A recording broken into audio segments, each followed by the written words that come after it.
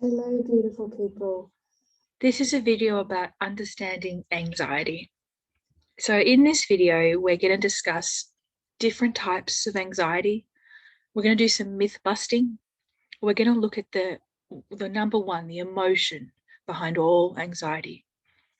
We're going to look at the symptoms, understand the symptoms of anxiety, and very, very importantly, we're going to understand how you can overcome anxiety. So let's get into it. Next. Okay, so just quickly, the different types of anxiety. So when most people come to me and they have a diagnosis, it's normally a generalized anxiety disorder diagnosis, and this is the most common.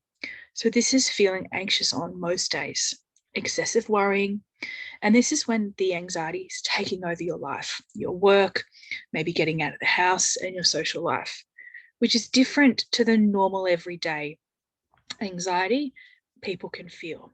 Okay. The next is obsessive compulsive disorder. And this is when a person may have unwanted or intrusive thoughts and fears that cause them anxiety. So I see a lot of hand washing, checking things, and really intrusive thoughts that just interrupt their day. Panic disorder. So this is when a person experiences panic attacks. And these panic attacks are intense and they're overwhelming, and often the uncontrollable feelings of anxiety combined with the actual physical symptoms. And a lot of people describe panic attacks as they feel like they're going to die. However, I assure you, you're not going to die, but the symptoms are real and they can really disrupt your life. The next is post-traumatic stress disorder. And this can happen after a person experiences a traumatic event.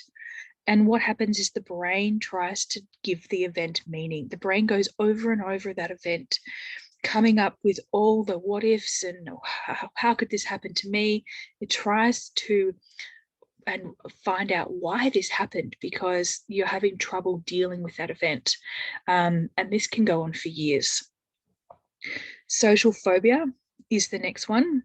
And this is when people have an intense fear of being maybe criticized or embarrassed or humiliated in just everyday situations. So going out, socializing, speaking in public, maybe eating in public, at work, that kind of thing.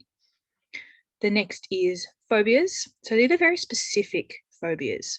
So I've seen people come to me with phobias of spiders, flying, vomiting, dogs, small spaces, agoraphobia, so leaving the house. Yeah, lots of different phobias. The next is stress.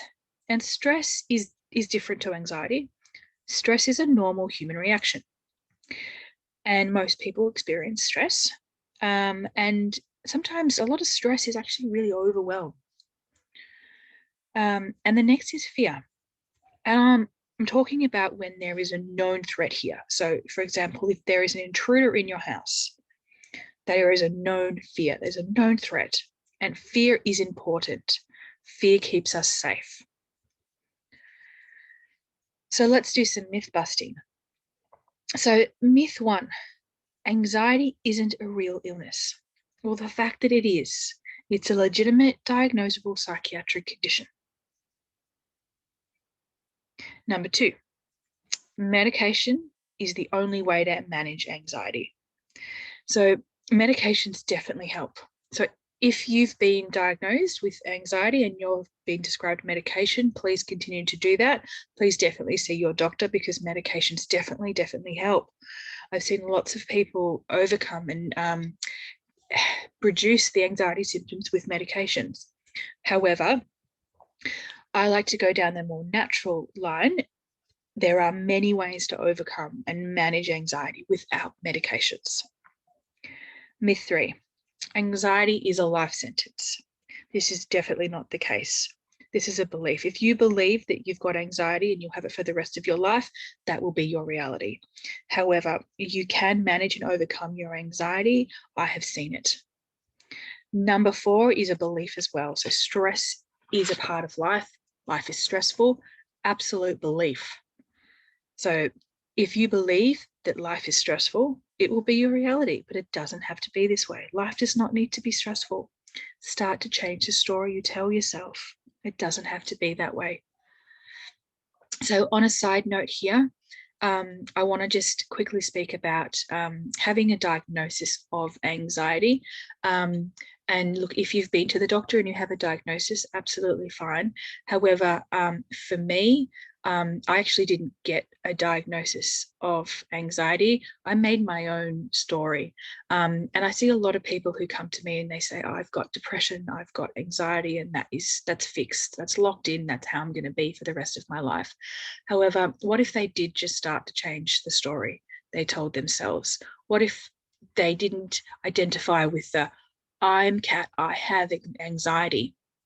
What if they started to change the story and say, hi, I'm Kat, and sometimes I experience anxiety? That gives flexibility because you don't have to be doing anxiety all the time.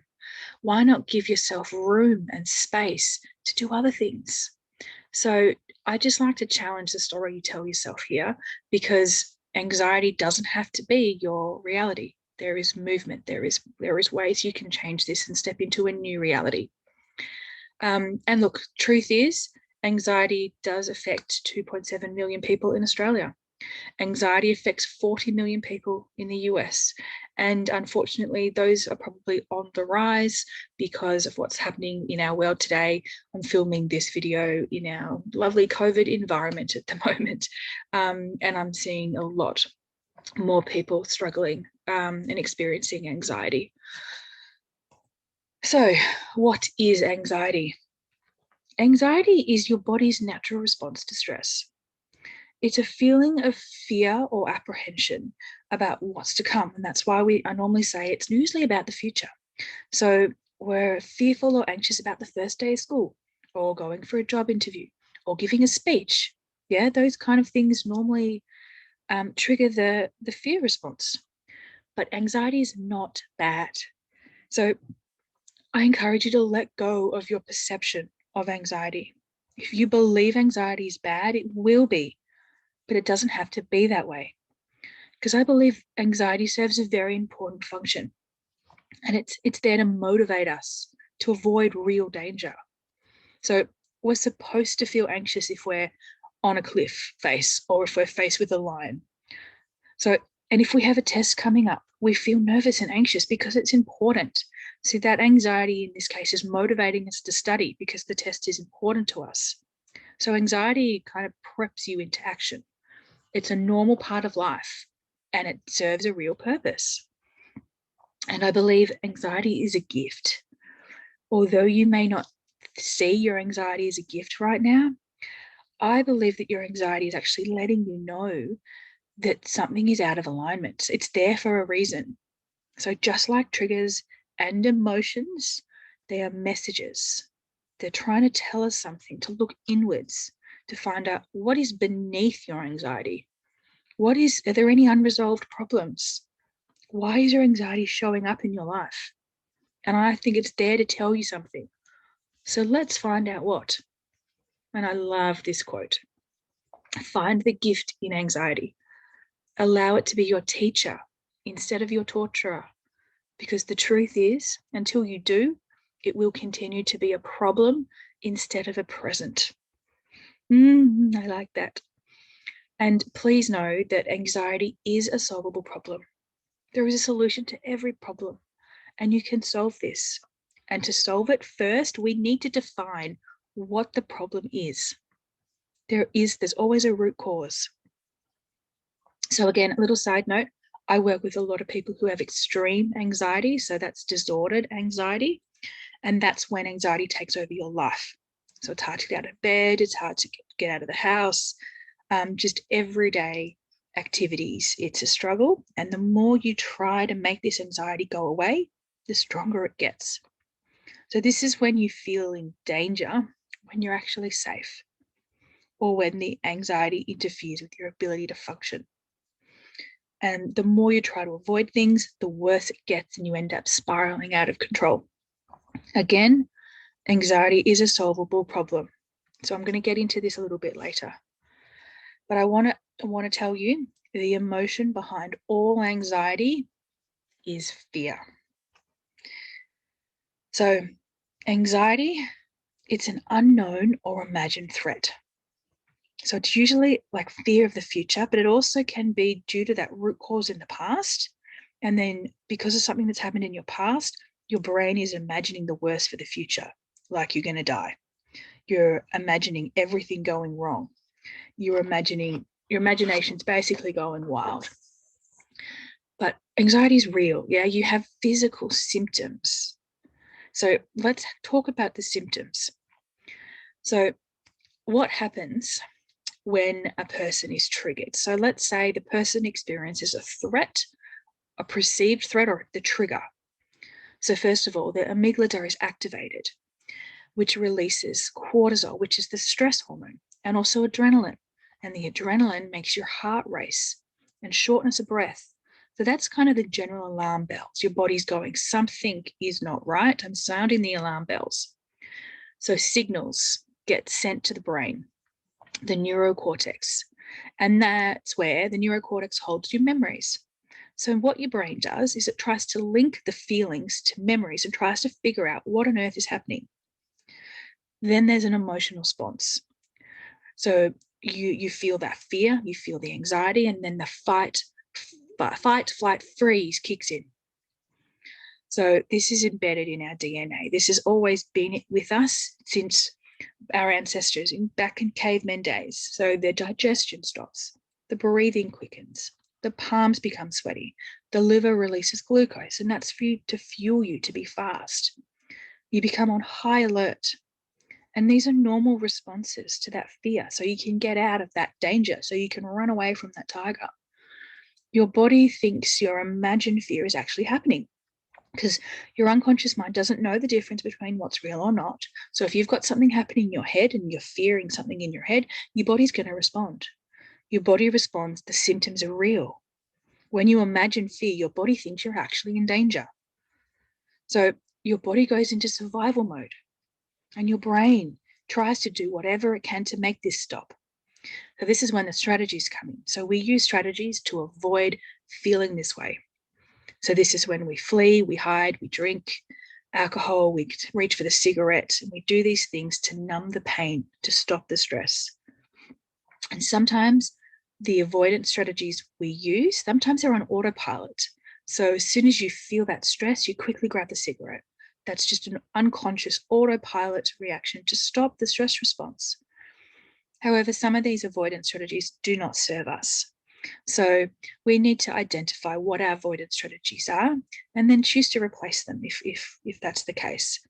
And it's better to deal with the root cause. So the trigger. So the very beginning of that whole program, we deal with the trigger to stop the whole process. So knowing that anxiety is fear, fear is a response to danger. And look, something happened in the past, or maybe it's an imagined fear for the future. The anxiety is that sense of fear, but in this present moment, right now, everything is okay. The danger is not actually real. So you may have remembered it, or you may be imagining it, but if you bring it right back to this present moment, there is no danger right now. So anxiety is created by the mind. So I want to talk about how to overcome anxiety. And if you work with me in our sessions, we will go through all of this. So we'll discuss this in our sessions, and this is what you'll learn. But first of all, the term overcome. So I use the term overcome because I believe anxiety is solvable. However, I speak with a lot of people and they go, oh, it's about coping. I'm just managing with it. So I just wanted to talk a little bit about that. So to me, when I went on my journey to kind of overcome what I was feeling, I firstly coped. So it was kind of like an everyday thing, just coping with your anxiety. Then I kind of started to manage it. So I still feel anxiety, which is fear, but look, that's a normal part of life. I'm never going to get rid of fear. We need fear. Fear keeps us safe. But now I feel like I have tools to cope with that fear and anxiety. So if my mind is imagining a future fear, I've got the tools to bring that back into the present moment. I can act accordingly. I feel in control of my emotional state. I feel I have control over the anxiety that held me back and controlled my life in the past. So for me, I feel that, sometimes I do experience some anxiety, but I have the tools to easily get past that, to bring it back into the present moment and for it to not interrupt my life. So this is some steps that we'll talk about to actually help you overcome your anxiety. And the first thing is we do short-term coping strategies, which is really important, which is for in the moment to help you if you're experiencing the symptoms or if you're in an attack. So what we do is we focus on breathing, grounding, visualizations, affirmations. We calm the body to stop that stress response. I work a lot with NLP and stopping that program. So stopping the unconscious program by stop that program, and we replace the program and the thinking. So if anxiety is thinking or imagining that everything's going wrong, therefore what we do is we replace that and we think that, everything's going right. We use our affirmations, our visualizations to actually think the best of a situation instead of the worst. So the next is long-term coping strategies. And this is changing on an unconscious level. So this is where we use hypnosis. This is where we rewire your subconscious mind, changing those limiting beliefs, changing all those unconscious programs that you just do automatically. And hypnosis is beautiful. It works beautifully here. We also talk about neuroplasticity. So as I said, it's around rewiring your brain. Your brain is designed to rewire itself all the time. So you can rewire your brain to become less anxious. Your brain learns, grows, and heals. And we do this case by case. This is a holistic approach. So it's not just about dealing with just your mental health. We define your anxiety. We look at your sleep, your food, your caffeine, your routine, your work, your past life, so your traumas, your lifestyle, your coping strategies, any drugs and alcohol, any smoking, exercise, medications, hormones, energy levels, sensitivity levels, triggers, everything. Because everything is involved with this. So, and then we look at your thinking, your self-talk. So what stories are you telling yourself? What rules do you have? And we look at if there's any limiting beliefs, limiting self-talks that hold you back. We look at changing your thinking, changing your stories. We also make sure you're meeting your needs, your basic needs. It's very important. Change your thinking and meeting those needs. And we take slow, small steps, positive progress in the right direction. Everyone's on a journey. These things take time. Something may work for some person, it may not work for the other. Your brain took a long time to be how it is today. You've wired in these beliefs, this way of life. It'll take time to rewire in a different reality, a different way of life. So anxiety is not who you are. You're not your mind. You're not your emotions. The key is to control your mind. You can control your emotional state. And just on another side note, so for those who are after a more spiritual definition of anxiety, we look at the energy in the body. So anxiety is the energy. It comes from the emotion fear. So around the panic attacks, that fear, because all anxiety is fear. It's a very low vibrational energy. So it's about working with that energy and raising those vibrations up, moving the energy, not fighting it, because if we fight it, we make it worse. What you resist will persist. So we move into the space of understanding and compassion. We sit with the emotions. We look at how to use your anxiety to your advantage. We give it meaning. So if you're interested in a more spiritual approach, we can work with that too. We look at clearing and protecting your energy field here. So your task, I just want you to start to become aware. As always, everything starts with awareness. And I want to know your own experience of anxiety. Everyone experiences anxiety differently. So know your triggers. What are your triggers? So when you know your triggers, you can help reduce them by, if you know what they are, you have awareness and understanding of what they are, you know how to deal with them even before they come up. Know your triggers, know your symptoms, know how you do anxiety. Everyone does it differently. Some people may do anxiety by going to bed and hiding. Some people may do anxiety by stressing out and going for a run. How do you do it? Very different for everyone. And what's your environment like? Again, here we look at your sleep, your food, your routines, your caffeine intake, your lifestyle. We also look at your self-talk. So know what's going on in your head. Become the observer. What are you telling yourself? Because what you tell yourself will become your reality. And know your beliefs. So what beliefs do you have? And what of those beliefs are outdated? Are you still believing that you have very bad anxiety and you're going to have very bad anxiety for the rest of your life and that's who you're going to be? I'm never going to be able to leave the house ever again, and that's just it. So if you believe that, that's what it's going to be. But challenge yourself, because they're very old, outdated beliefs sometimes. So it's about identifying what these beliefs are, replacing it with new ones that empower you to move you forward in life. Do I have anything else? No, that is the end of today's video.